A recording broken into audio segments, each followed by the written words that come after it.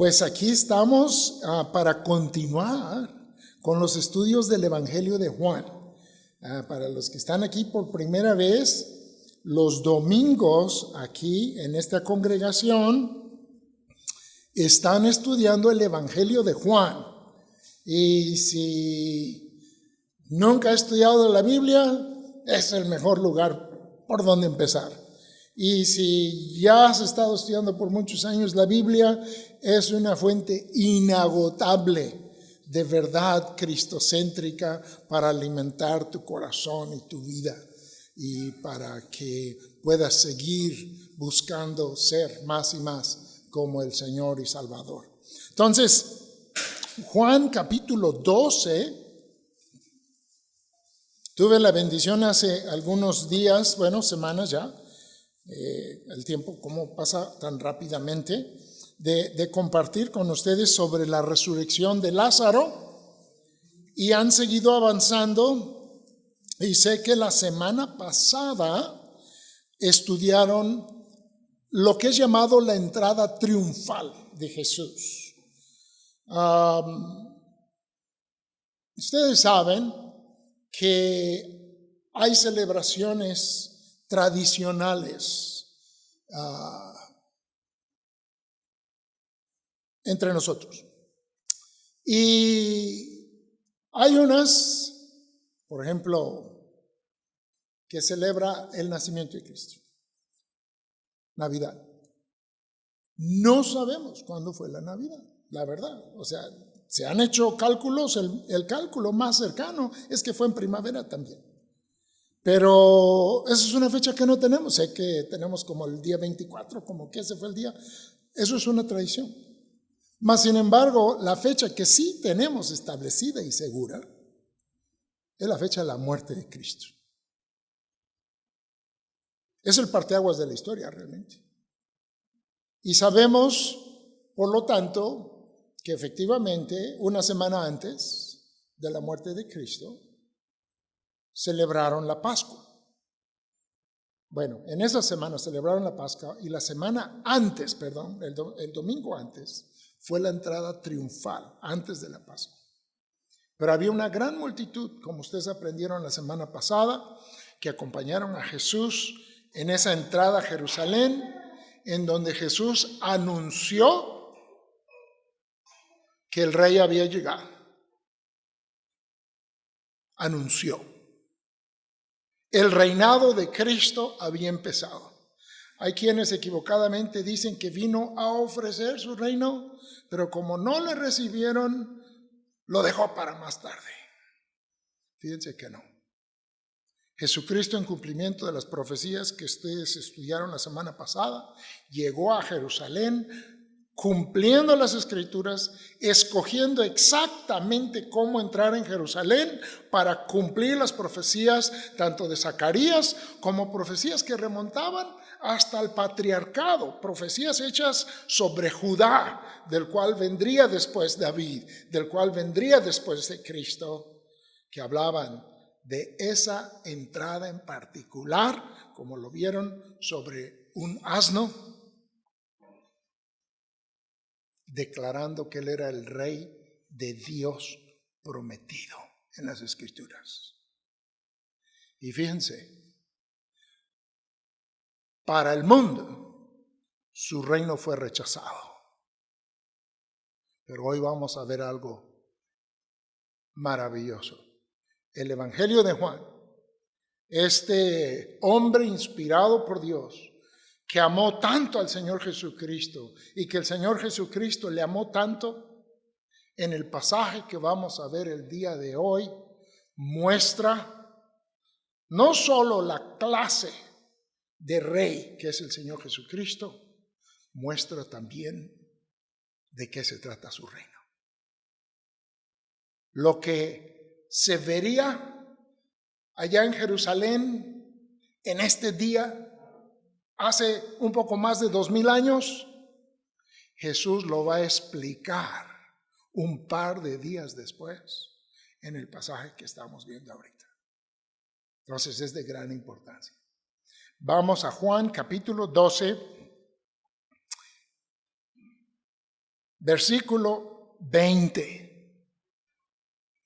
Juan 12, versículo 20, si tienen sus Biblias podrán ver los subtítulos que ponen los editores de la Biblia, podrán saber que justo antes está la entrada triunfal.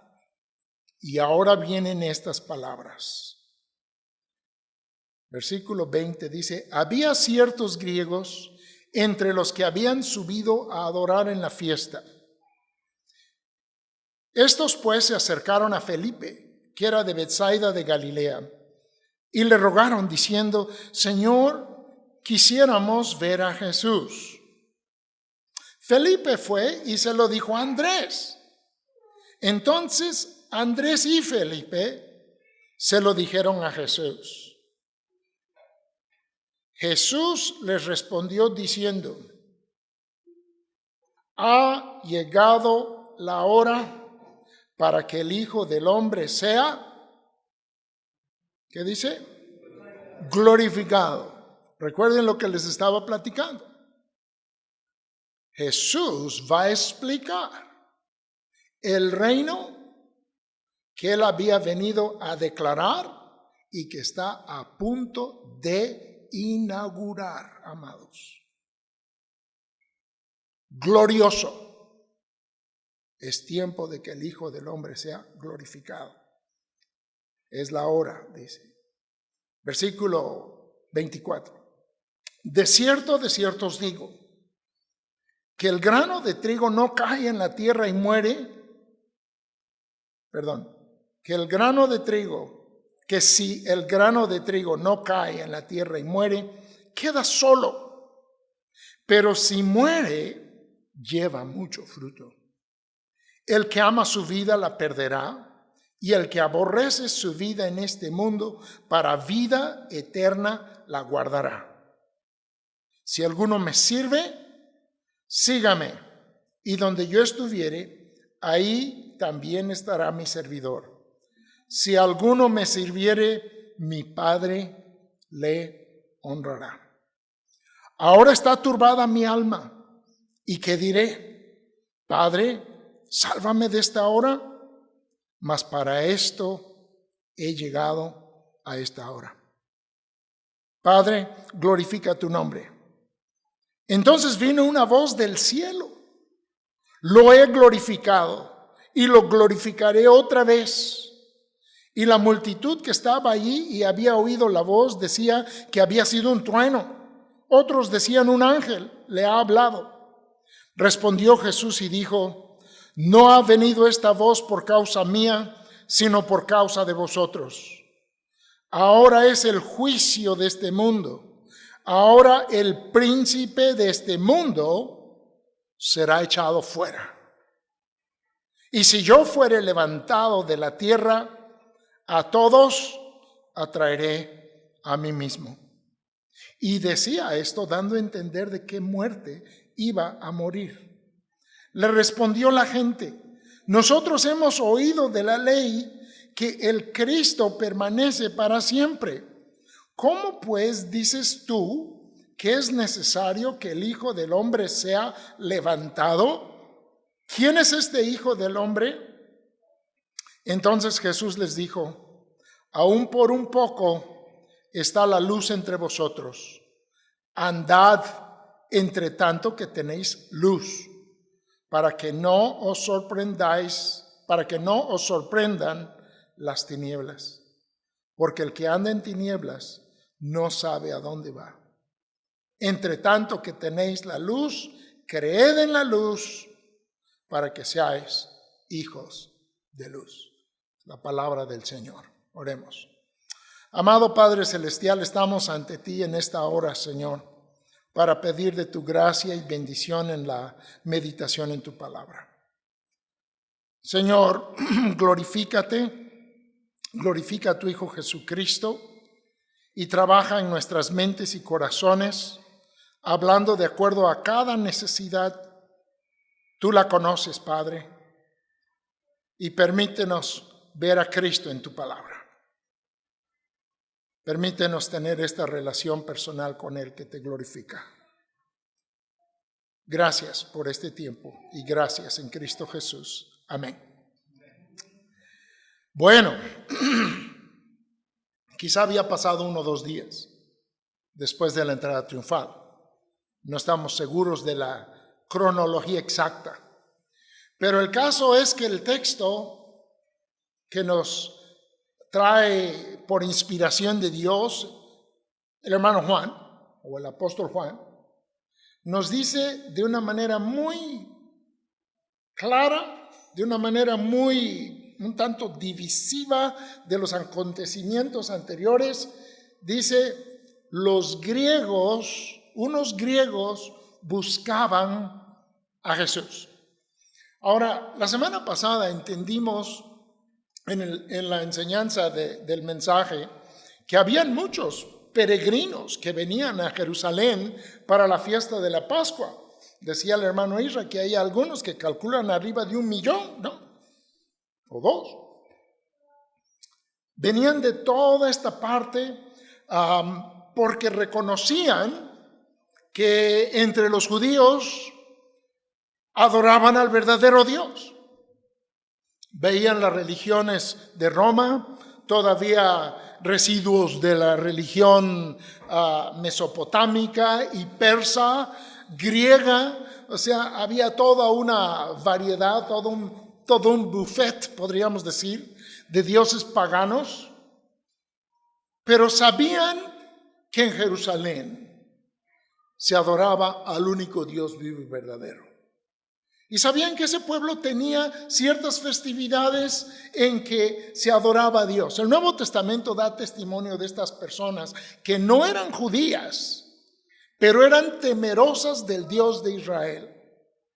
Encontramos en el caso de allá en Galilea, aquel centurión a quien Jesús hizo un milagro en sus hijos, que tenía la fama de que había construido una sinagoga para los judíos con sus bienes.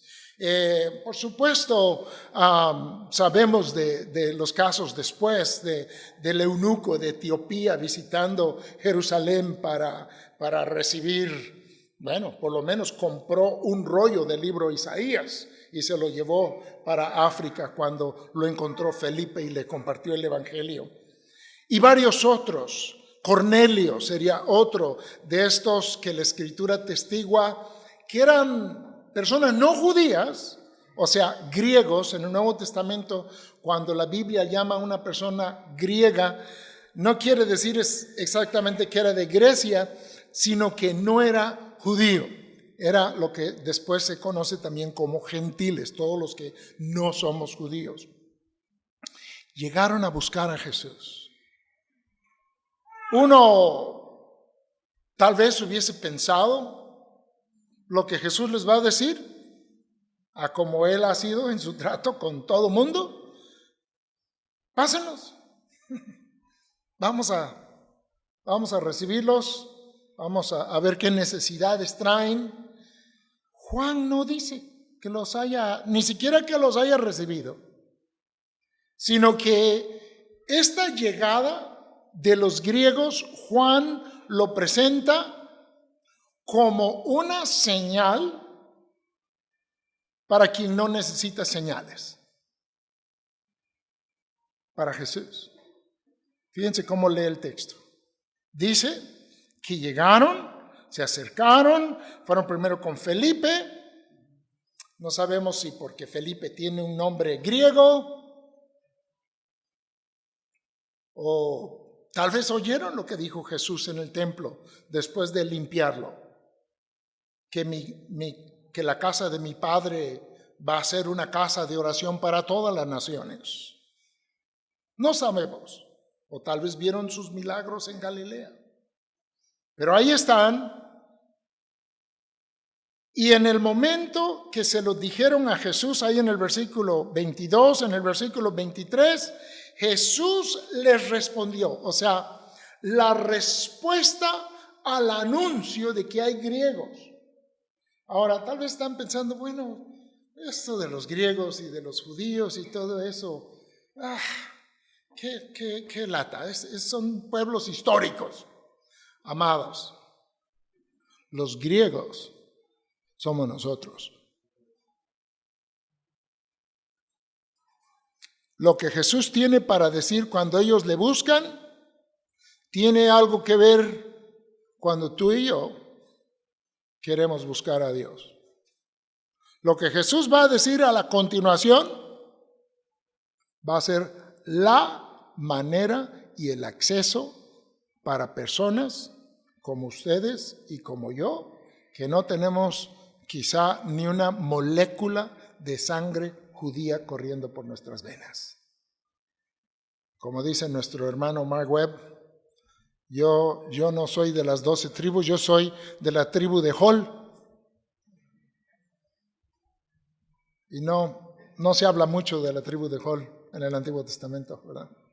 Ni de la tribu Hernández, ni Rojas, no. Amados, nosotros estamos aquí el día de hoy para adorar al Mesías de Israel, que es el Salvador, el único Salvador de toda la humanidad. ¿Cómo es que ahora tenemos acceso? ¿Cómo es que llegamos? Estos griegos llegaron a Jesús, vieron estos hombres, les pidieron audiencia y fíjense, Andrés, él es el que siempre lleva a la gente con Jesús. Ustedes estudien la vida de Andrés en el Nuevo Testamento, él es el que los lleva, desde el más importante hasta el menos importante. Entonces Felipe busca a Andrés y los dos juntos van y llevan estos griegos con Jesús. Y Jesús empieza esta declaración, dice, ya llegó la hora. Ahora, han estado ustedes estudiando Juan, ¿verdad? Ustedes se acuerdan que desde el principio del Evangelio hubo un detalle importantísimo en el primer milagro de Jesús. ¿Se acuerdan qué pasó? ¿Se acuerdan cuál fue el primer milagro de Jesús? Fue cuando Jesús convirtió el agua en vino en las bodas de Caná de Galilea. ¿Y quién le pidió que hiciera ese milagro? Su mamá, María. ¿Y el que le contestó? Dice, ¿qué tienes conmigo, mujer? Aún no ha llegado mi hora. Estoy recitando el texto, es textual, es palabra de Dios lo que le estoy diciendo. Está en Juan capítulo 2, ahí lo pueden buscar. No ha llegado mi hora. Jesús tenía algo con la familia, porque unos capítulos más tarde, el capítulo 7, sus hermanos le dicen, oye, pues si eres realmente el maestro esperado, ve a Jerusalén. Ahí es donde están los quién de la religión judía. Preséntate ya. Y Jesús les dice, para ustedes cualquier hora es buena y siempre están listos para hacer sus cosas, pero yo tengo otra agenda.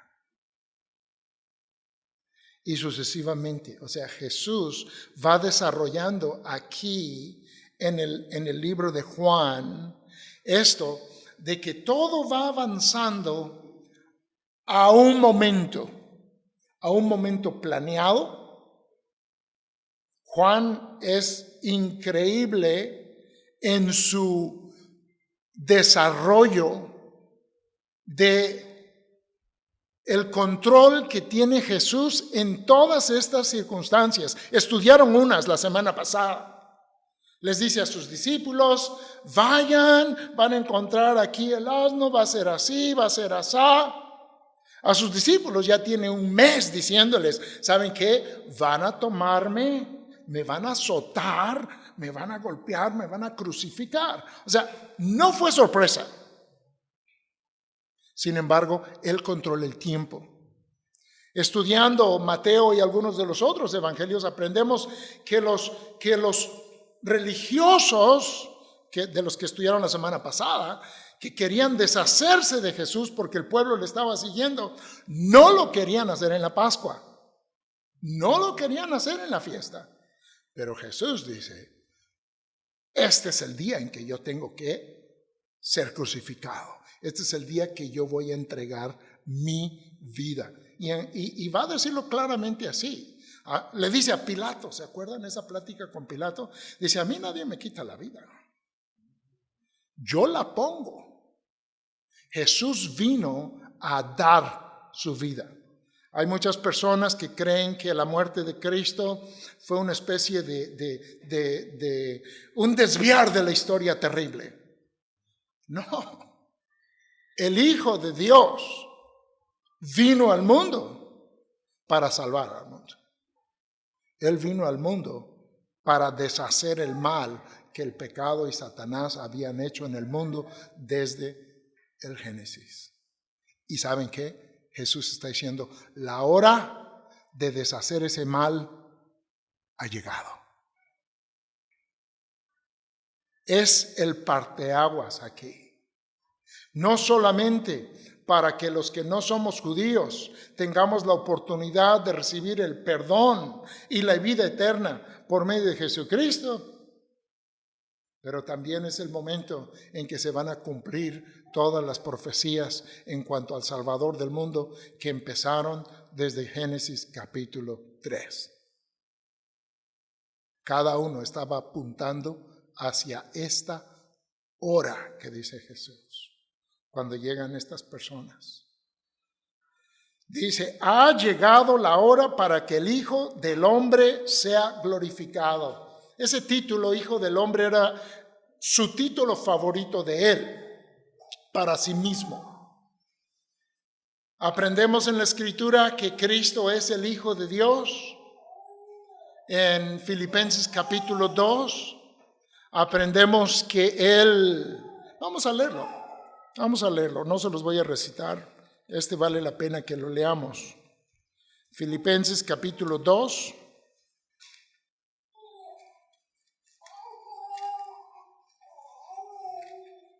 No está llorando mi princesita hermosa, está cantando, es una forma de... Filipenses capítulo 2, fíjense, dice, versículo 5, haya pues en vosotros este sentir que hubo también en Cristo Jesús. Versículo 6, el cual siendo en forma de Dios, no estimó el ser igual a Dios como cosa a que aferrarse. ¿Sí? O sea, siendo el Hijo de Dios, el Hijo eterno de Dios, coexistente con el Padre, ahora viene la misión del Padre para salvar a la humanidad de su pecado. Y la palabra aquí dice que Él no estimó el ser igual a Dios como cosa a que aferrarse, o sea, quedar en esa situación gloriosa como el coigual, coexistente con Dios, dice, sino que se despojó a sí mismo, tomando forma de siervo, hecho semejante a los hombres. El que era igual a Dios, aquí nos dice la Escritura inspirada, se hizo uno de nosotros. Eso es el paso más grande hacia abajo que puedas dar. La humillación del Hijo de Dios no comenzó cuando empezó la semana de pasión. Comenzó cuando vino al mundo. Cuando entró en su creación, como dice Juan, el mundo por Él fue hecho y el mundo no le conoció. Cuando vino y no hubo lugar para Él en el pesebre. Pero Él venía diciendo desde entonces, he aquí, oh Dios, que estoy puesto para hacer tu voluntad. Y su voluntad, ¿sabe qué fue de Dios? La salvación de los hombres.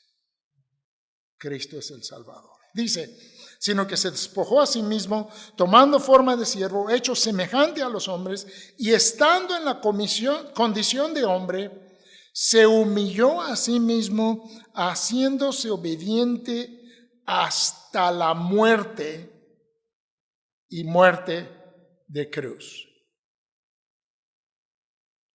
por lo cual Dios también le exaltó hasta lo sumo y le dio un nombre que es sobre todo nombre, para que en el nombre ¿de quién?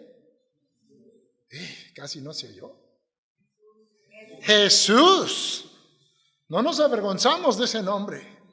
Él es el Señor por el que vivimos, por el que nos reunimos hoy aquí y quien merece toda la gloria hoy y para toda la eternidad, para que en el nombre de Jesús se doble toda rodilla. De los que están en los cielos, los mismos ángeles tienen que decir, eres el Señor. Y de los que están en la tierra, la humanidad toda, eres el Señor. Se lo decimos hoy. Se lo decimos hoy los que creemos en Él. Va a llegar un día en que aún los que no creen en Él se lo van a decir. En el gran día del juicio, toda la humanidad estará delante de Cristo y todos van a decir, es el Señor. Nosotros con amor y gratitud porque recibimos su salvación por fe hoy. Otros con el temor que nunca tuvieron de Dios aquí, cuando sean juzgados por el mismo Señor. Dice, y los que están debajo de la tierra, aún los demonios y el diablo, y todos confesarán que Jesús es el Señor. ¿Qué hacían los demonios cuando se encontraban con Jesús allá en Palestina? Cada vez que lo encontraban, Señor, ellos sabían bien quién era. Y el apóstol Santiago, sabiendo de esta realidad, decía, en verdad, cree en el Señor y sírvele, porque hubieron demonios que creyeron y tiemblan, pero no son salvos. Bueno, de regreso a Juan. Ha llegado la hora, Juan 12, que el Hijo del Hombre sea glorificado. ¿Cómo va a ser glorificado Cristo? Seguramente algunos estaban pensando, pues ya lo vimos, 1 millón de personas entrando a Jerusalén, diciendo, Jehová salva, y tú eres el que nos vas a salvar. Tú vas a derrotar a los romanos, tú vas a engrandecer a Israel, tú vas a reponer el reino de David y de Salomón, y vas a devolver las glorias del judaísmo, vas a restaurar la nación, tú lo vas a hacer, y vamos a estar contigo. Y ya Juan y Jacobo habían hablado con su mamá para que le dijera a Jesús, cuando sea ese día, yo quiero estar a tu derecha. O sea, yo quiero ser el secretario de Estado. Y el otro a la izquierda. Sí. Estados Unidos sería el vicepresidente. Jesús les dice a ellos, ya les estaba enseñando lo que estamos aprendiendo aquí. ¿Saben qué? En el mundo así es. En mi reino, no. En mi reino, no. Él va a decir esto, de cierto os digo, que si el grano de trigo no cae en la tierra y muere, ¿cómo va a ser glorificado Jesús? Dice, es hora que el Hijo del Hombre sea glorificado. ¿Será que de repente cambió de tema? ¿Está hablando de algo diferente? Es cierto que era una sociedad agraria y tenían bien presente el efecto de sembrar una semilla y ver que creciera y diera fruto. De hecho, Jesús usó la parábola del sembrador para hablar de la necesidad de compartir la palabra de Dios y que habrían diferentes resultados en las diferentes personas que le escuchan. Pero aquí no está hablando de eso. Aquí está usando esta ilustración agrícola que entenderían perfectamente para hablar de que él iba a sembrar su propia vida. Una vida perfecta. Jesús llega a este momento sin nunca haber pecado. Este pasaje lo repetimos mucho porque es una gran verdad de Cristo que Él fue tentado en todo, en nuestra semejanza, pero sin pecado. Y usualmente cuando escuchamos eso, pensamos, no, pues no pecó porque era Dios. Pero fíjense que acabamos de leer un pasaje. Él puso a un lado sus prerrogativas. Él puso a un lado el uso de su poder divino para sí mismos. Estudian los evangelios. Siempre que usa su poder como Dios es para bendecir a otros. Él, cuando después de 40 días estar en el desierto, ayunando, tiene hambre, Satanás dice, vamos a ver qué tal este Dios hombre. Dice, convierte estas piedras en pan. Jesús dice, no, yo vengo en una misión para identificarme con los que voy a salvar. Yo me voy a someter a las mismas reglas y mostrarles cómo el hombre debió haber sido en el huerto del Edén y no lo fue, pero cómo el segundo Adán, el nuevo Adán, el Salvador, lo va a hacer confiando en el Padre y en la palabra toda su vida. Y en la tentación de Cristo en el desierto contestó con la palabra de Dios 1, 2, 3 veces y vivió toda su vida en una dependencia al Señor. Eso no quiere decir que no fue tentado, sí fue tentado, pero nunca pecó. Y las tentaciones más fuertes estaban a punto de venir. Cuando le gritaban hacia la cruz, si eres el Hijo de Dios, bájate de ahí y sálvate a ti mismo.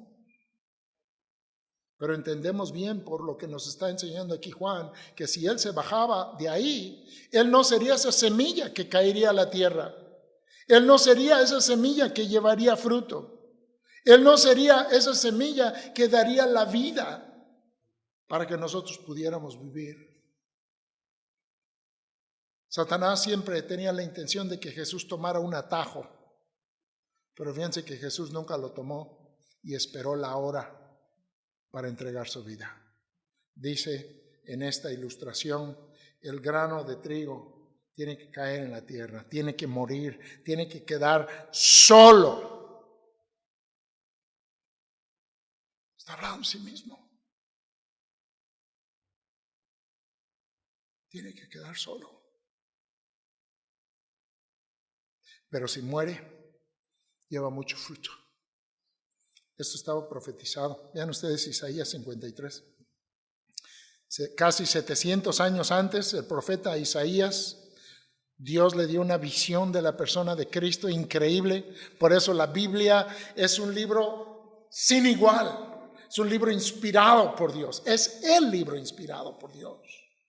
Y sus escritores, aunque escribieron sobre un tiempo mayor a 1000 años, escribieron guiados por el mismo Espíritu de Dios. Fíjense, Isaías 53.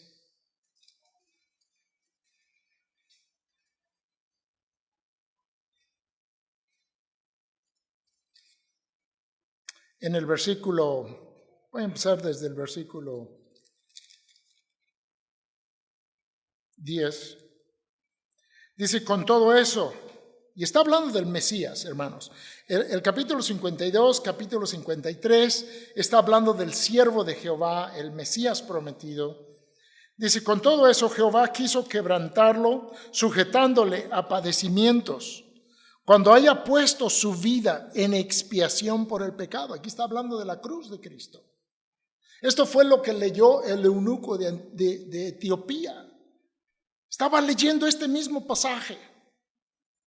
Curiosamente, allá en Israel tienen una copia de 2000 años de este mismo texto. Es uno de los pasajes preservados más preciosos de la palabra. El eunuco lo estaba leyendo y dice, le llega Felipe, el mismo que llevó a los griegos con Jesús, le dice, oye, ¿entiendes lo que es? ¿Lees? Dice, si no hay quien me lo explique, ¿de quién está hablando el escritor? ¿Está hablando de sí mismo, Isaías? Y le empieza a predicar de Cristo usando este texto. Fíjese, cuando haya puesto su vida en expiación por el pecado, verá linaje, vivirá por largos días y la mano de Jehová será en su mano prosperada. Versículo que sigue. Verá el fruto. ¿Ya lo vieron?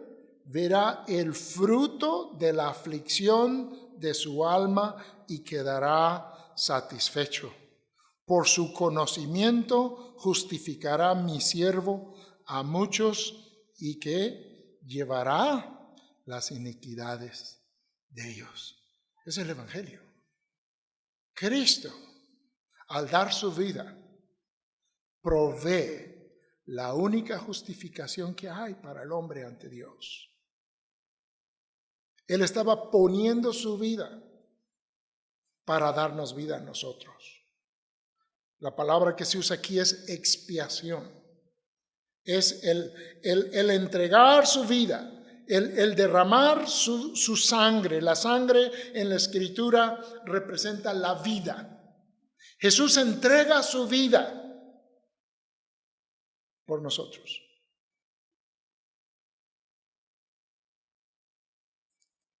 El grano muere, pero lleva mucho fruto. El que ama su vida la perderá, el que aborrece su vida en este mundo, para vida eterna la guardará. Aquí está abriendo un poco más el panorama. Está diciendo Cristo, así como yo pongo mi vida y muero para la salvación de los salvos, así los que van a ser míos, sus vidas las van a dejar por mi vida. El Evangelio nos llama a creer en Cristo, pero no solamente a creer en Cristo, a seguir a Cristo. Y es lo que dice en los siguientes versículos. Fíjense.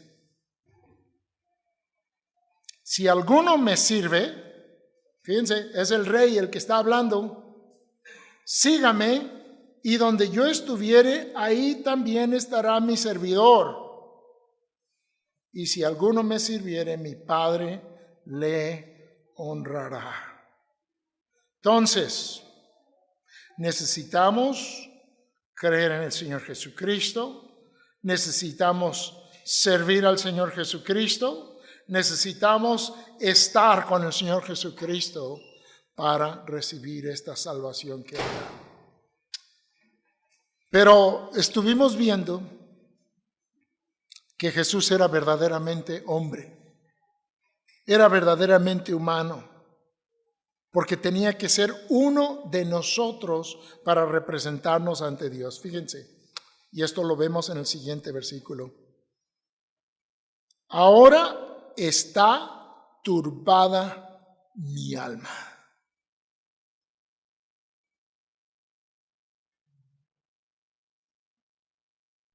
Son palabras que nos hacen estremecernos. El que le dijo al mar tempestuoso, a punto de naufragar con sus discípulos, le dijo, calla, enmudece, y inmediatamente hubo gran bonanza.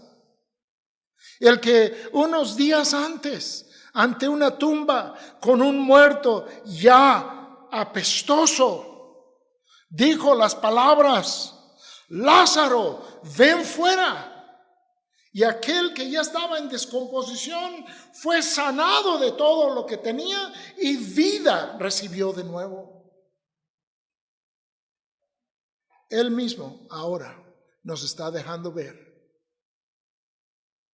que Él había venido para ser uno de nosotros. Esto es un padecimiento espiritual en el corazón de nuestro Señor Jesucristo, sabiendo que como hombre Él va a recibir el castigo por los pecados del hombre. Él lo va a llevar. Esa vida santa, perfecta, que vivió todos esos años hasta este momento, Él entiende que Él va a ser un representante de la humanidad delante del juicio de Dios. Yo espero que al ver la magnitud de este reto puesto delante del Señor Jesucristo y la conmoción que está viendo en su alma y que después se va a replicar otra vez en el huerto del Getsemaní cuando está clamando por el Señor, que si es posible que quite de él esta copa. Aquí está él diciendo: mi alma está turbada, mi alma está conmovida. Amados, nadie ha sufrido esto. Cuidado que hay grandes sufrimientos en la humanidad.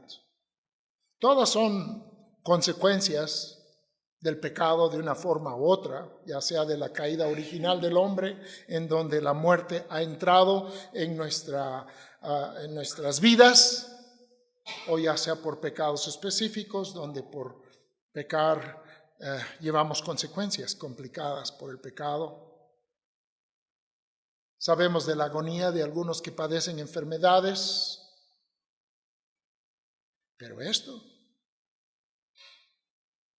Jesús está confrontando el peso de todas nuestras culpas.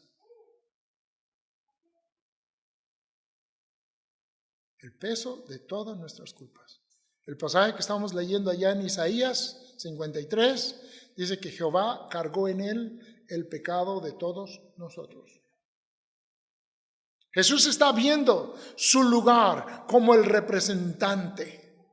Fíjense cómo dice: ahora está turbada mi alma, ¿y qué diré? Padre. Bueno, si en el momento más difícil en la historia de este mundo, el que está fincando la salvación para los hombres está clamando al Padre, ¿creen ustedes que necesitamos orar nosotros? Por supuesto. ¿Está atribulada tu alma? ¿Estás en problemas con Dios? ¿Todavía cargas tu pecado? ¿No se lo has entregado a Cristo? Debes decir lo mismo: Padre, y confesar al Señor tu necesidad. Padre, sálvame de esta hora. Es una pregunta. ¿Qué diré? Padre, sálvame de esta hora. O sea, evítame esto que voy a tener que pasar.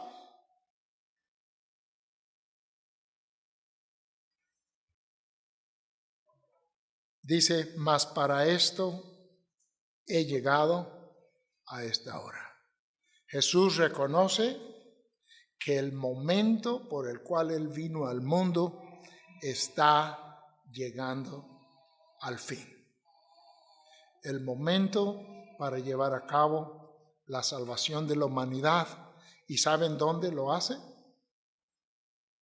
En donde estábamos viendo hace un momento, en la cruz del Calvario. Y fíjense: Padre, glorifica tu nombre.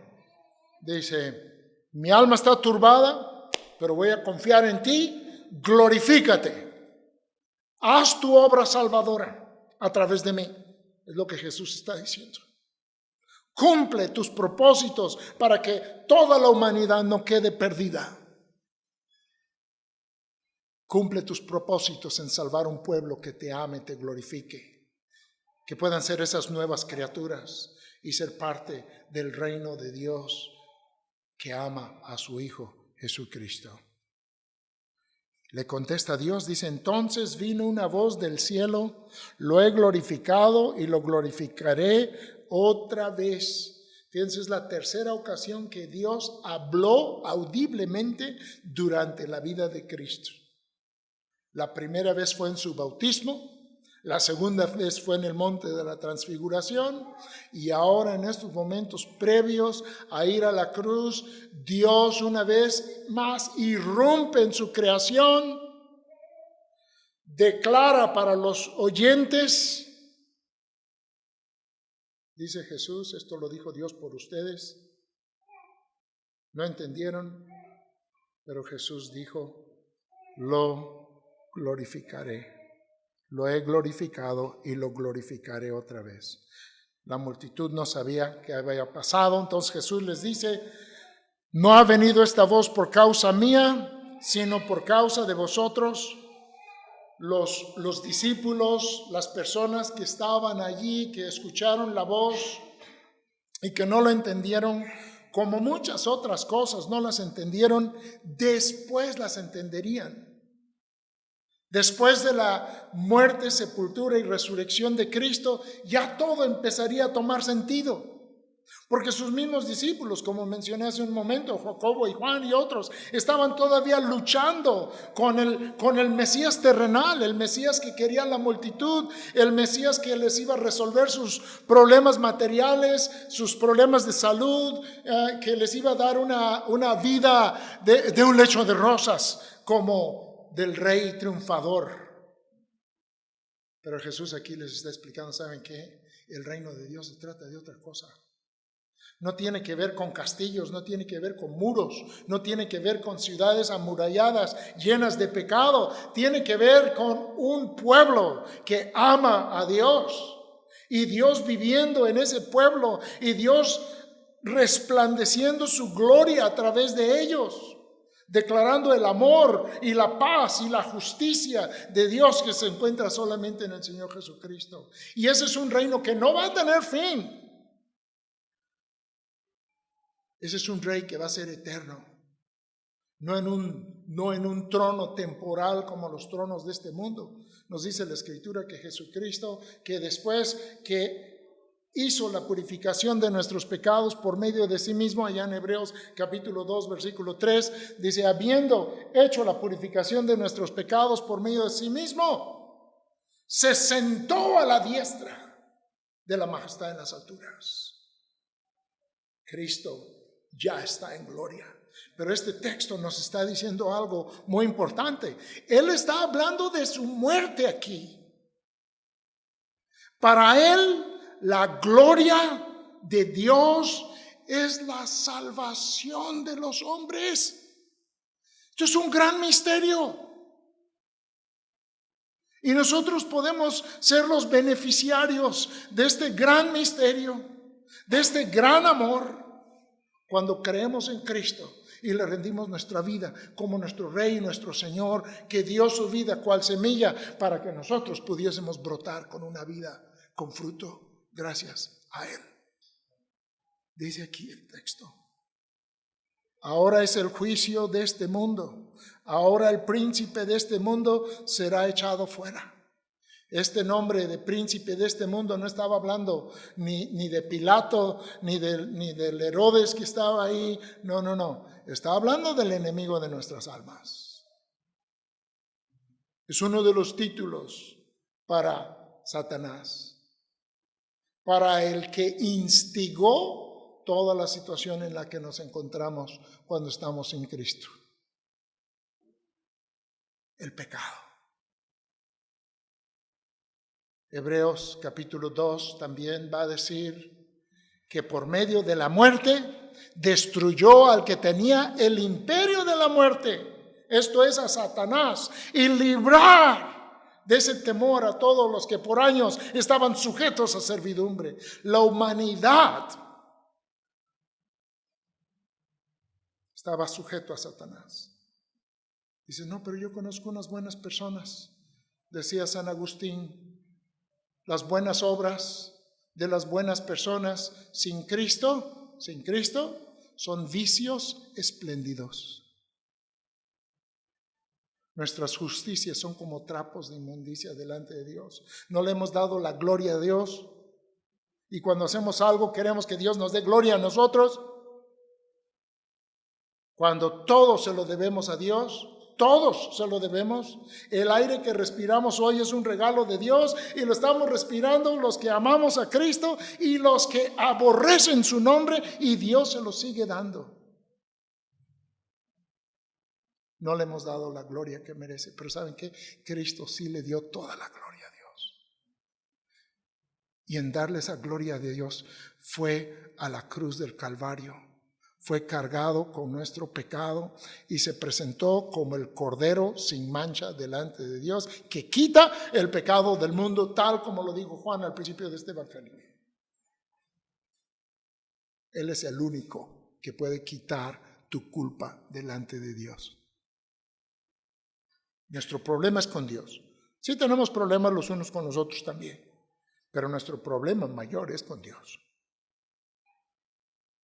Y hoy estamos aquí para decir, el que glorificó a su Padre siempre, nuestro Señor Jesucristo, ha provisto la manera en que podamos ser justificados delante de Dios. Esa es la frase que usa la Escritura, de que nuestras cuentas con Dios sean limpiadas, borradas, por medio de Cristo. Dice, ahora es el juicio de este mundo, ahora el príncipe de este mundo será echado fuera. Versículo 32. Y yo, si fuere levantado de la tierra. La manera en que Cristo va a hacer todo esto es ser levantado de la tierra. Dices, esto, pues, ¿qué quiere decir? Lo van a subir, ¿no? Lo aclara el texto. Dice el versículo que sigue, y decía esto dando a entender de qué muerte iba a morir. Les decía hace unos momentos, Juan especialmente nos habla de cómo Jesús estaba completamente consciente, completamente en control de lo que estaba pasando para cumplir con ese propósito. Él sabía que sería levantado en una cruz. La forma tradicional de los judíos de dar muerte por blasfemia, que era la acusación que tenían contra Jesús, ¿se acuerdan? Que llamaba a Dios su Padre y lo querían matar por eso. La forma común era por apedreamiento. Pero no. También la Escritura había previsto que el Salvador de los hombres sería colgado en un madero, tomando el lugar entre los hombres y Dios, recibiendo el castigo de Dios por los pecados que merecen los hombres que estamos bajo Él.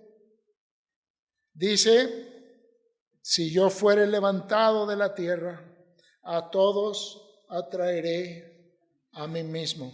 Fíjense, aquí está la respuesta muy esperada de parte de los griegos. No dice a mis compatriotas atraeré a mí mismo, a mis colegas atraeré a mí mismo. No, hay una invitación para todos a venir a Jesús, para todos, incluyendo estos griegos que habían llegado a preguntar por Él.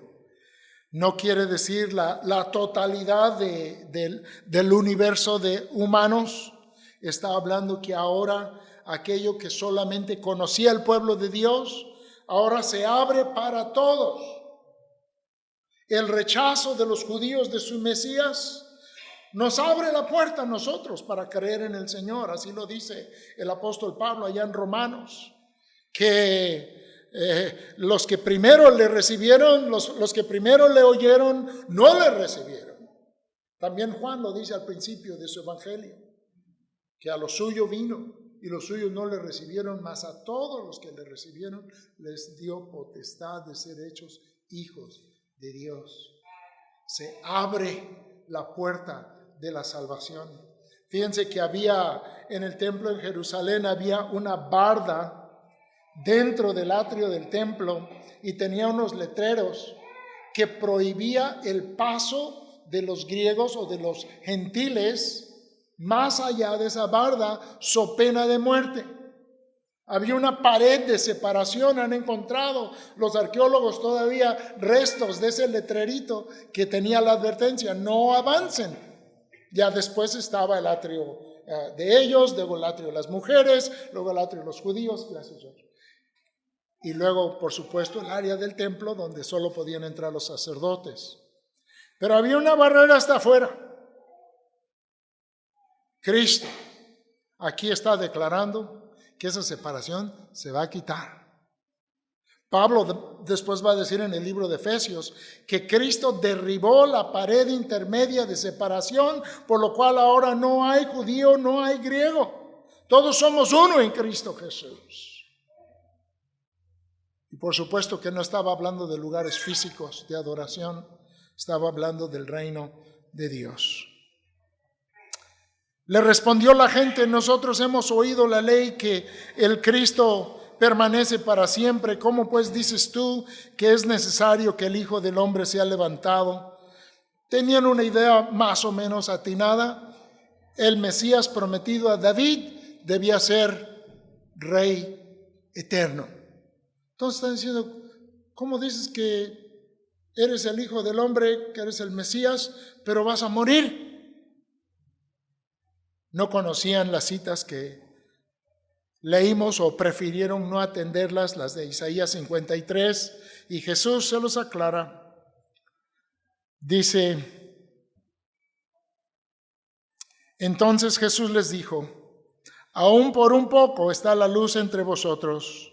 Andad entre tanto que tenéis la luz, para que no os sorprendan las tinieblas, porque el que anda en tinieblas no sabe a dónde va.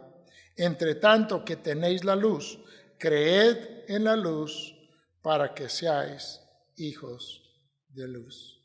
Juan aquí está cerrando esta parte de su evangelio antes de entrar en los detalles de la obra misma de Cristo por los pecados, pero está tomando algo que dijo al principio, que la luz vino al mundo y que los hombres le aborrecieron porque amaron más las tinieblas que la luz. Y aquí Jesús le está diciendo a las personas: tienen que creer que aunque no les gusta la idea de un rey que va a morir, eso es contrario a todos los reyes de este mundo. Los reyes de este mundo tienen que matar para establecer su reino. Este rey muere para establecer su reino. La raíz que echa Cristo desde la cruz del Calvario y la salvación que Él logra por el derramamiento de su sangre es también lo que da fruto y permite que nosotros crezcamos hasta la gloria. El rey que muere por los suyos. Por eso muchos de los judíos rechazaron a Jesús. Por eso el mismo Judas rechazó a Jesús. Querían un rey terrenal, un rey como los reyes de este mundo, no un rey que viniera humilde de corazón, no un rey que vino a dar su vida, no un rey que pide a los suyos que les sirvan o que les sirvamos y estemos dispuestos a dar nuestras vidas por el Señor Jesucristo. Dice: si alguno quiere servirme, que esté donde yo estoy. Y así como estos que estaban escuchando este día a Jesús, tenían a Jesús enfrente. Y Jesús les dice: ¿saben qué? Es de día. Es de día. Me están viendo. Pueden creer en mí. Aquí estoy. Pueden creer en mis palabras. Pero va a llegar el tiempo en que no voy a estar. Y va a ser de noche. Y ya no van a saber qué hacer. Hay un tiempo cuando Dios nos habla y hay que responder. Hay que creer. Los que le conocemos, hay un día para servir al Señor. No sabemos cuánto tiempo nos va a dar para servir al Señor. Ninguno tenemos la vida asegurada el día de mañana. Esta semana estuvo con nosotros allá en la casa, en el CI, un hermano que en el 2017 vino a hacer misiones a México. Estaba en Guadalajara y llevó a los jóvenes que estaban con él a un río, se bajaron de la camioneta, pero su nieta se quedó en la camioneta. Un árbol seco cayó sobre la camioneta y se murió su hija a causa de ese accidente. Cuando supe la historia, le dije, hermano Andy, este es un testimonio muy grande para mí. Creo que amo a mis nietas más de mis nietos, mis nietas y mis nietos, más que cualquier otra cosa aquí en este mundo. No sé si hubiera yo podido con ese dolor. Pero aquí estás tú en México otra vez sirviendo al Señor con amor, compartiendo su evangelio. Él entendía que esta vida es temporal. Y lo mejor que podemos hacer es glorificar a Cristo y servirle. No hay otro Salvador. Ustedes pueden buscar en todas las religiones que quieran, pero Él es el único Rey que vino a dar su vida. Nadie más murió por ti. A veces mis amigos católicos me preguntan, oye, ¿por qué no adoran a María? Porque ella no dio su vida por mí. Ella no murió en la cruz por mis pecados. Fue su Hijo, fue Jesucristo. Él es el único mediador entre Dios y los hombres. ¿Por qué? Porque Él es el único que estuvo dispuesto a tomar ese lugar en la cruz. El lugar de juicio divino por los pecados, una vez para siempre. Eso no se puede volver a repetir. En unos días vamos a ver personas cargando cruces, haciendo etcétera, etcétera, etcétera. Bien, solo hay un Salvador y su muerte fue suficiente. ¿Por qué? Porque era sangre del hombre perfecto, nunca pecó, tentado en todo, pero sin pecado. Y Él dice aquí, creed en mí. Estas palabras siguen aquí con nosotros. Hasta el día de hoy, 2000 años después, es el mismo Señor Jesucristo que a través de su Espíritu hoy nos dice, creed en mí, ahorita que es día de día. El libro de Hebreos a este tipo de llamado usa la palabra hoy, hoy. Si puedes oír hoy su voz, no endurezcáis vuestros corazones. Hay un hoy para escuchar, creer y servir a Cristo. Entregarle nuestra vida. No buscando un reino terrenal, no buscando cosas temporales. Él las da también. No estamos negando sus bendiciones en esta vida, la familia, los alimentos, una casa, todo lo que Él nos puede brindar, pero esas son cosas temporales y no son comparables a tener el perdón eterno de Dios. Podemos, como dice Pablo, ser justificados pues por la fe, tener paz para con Dios por medio de nuestro Señor Jesucristo. No hay otro nombre debajo del cielo dado a los hombres en que podamos ser salvos, solo Jesucristo. Aquí en esta congregación, en esta iglesia, amamos a Cristo. Queremos exaltar el nombre de Jesucristo y queremos decir que la obra de Cristo es la única obra que nos salva. ¿Sí? Nuestras obras no sirven para salvarnos porque son imperfectas, no son suficientes. Aún los que predican que somos salvos por obras nunca saben cuántas obras hay que hacer. La palabra de Dios es clara. Es por medio de la fe, recibiendo a Cristo. Porque por gracia sois salvos, por medio de la fe. Y esto no es de vosotros, pues es don de Dios. Ahora hay muchas obras para hacer y debemos de ser diligentes en hacerlas, pero son porque Cristo ya nos dio su perdón y su salvación. Entonces, esa semilla cayó a la tierra y murió, pero gracias a Dios al tercer día resucitó glorioso. Y por su vida nosotros ahora podemos vivir. Esa muerte tan cruenta, tan terrible, tan oscura, cargando los pecados del mundo, una vez saldada la deuda, Cristo fue sepultado, pero porque Él fue perfecto, santo, inocente toda su vida, la muerte no le pudo contener y resucitó glorioso. Y nuestro Señor vive. Por eso estamos aquí. Jesucristo vive y Él es el Salvador. Que todos podamos creer en Él hoy.